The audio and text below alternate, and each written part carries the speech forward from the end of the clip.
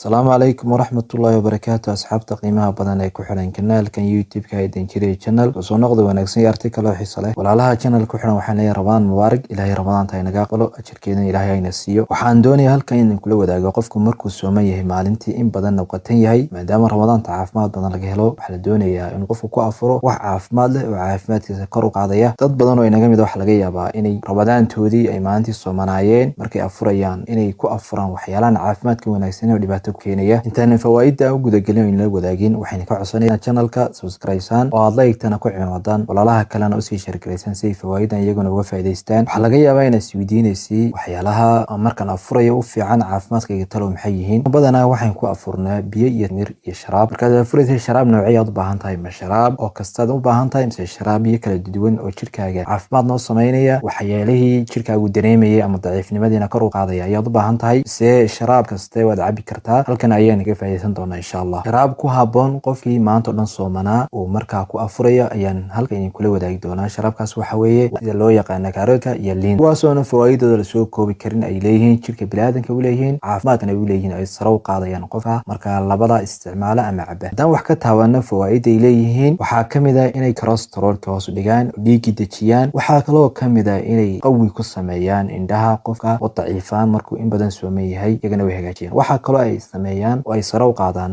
keliyaha iyo shaqayntooda maadaama qofku in badan oo soomanaan biyo cabay keliyihiisa laga yaabo inay daciifaan hadduu isticmaalo keliyahaga aad iyo aad ayay sare u kacayaan oo shaqayntooda ama u hagaagaysaa waxayna hagaajiyaan dheefshiidka qofka sida u shaqaynaya iyo mindhicrada waxaa kaloo ay kor u qaadaan ama xoojiyaan lafaha waxaa kaloo ay ka hortagaan sonkorta qofka inay kacdo ama ay siyaado ayay ka hortagaan oo ay dejiyaan yadana waxaa kaloo ay ka hortag yihiin ama dawo yihiin ilaahay nooma keenee xanuunka loo yaqaana kansarka ee ku dhaca gaar ahaan raximka waxaa kaloo ay firfircooni ku sameeyaan unugyadii jirka ee maalintii daciifay inay kor u soo qaadmaan oo ay xoog yeeshaan ayay iyadana ku saacidaan waxaa kaloo ay dawo ka yihiin qofka hadduu ka dareemayo jirka qalayl fara badan iyo dhibaatooyin iyo mashaakil hadduu ka dareemayo iyadana way ka dawo yihiin oo iyadana way ka suuriyaan meesha ay ka saaraan labadaa shar waa laba sharaab cajiiba qofka sooman aad iyo aad u anfacaya marka sida loo sameynayo ama sida loo isticmaalayo insha Allah ayaan ii faa'iideyn doonaa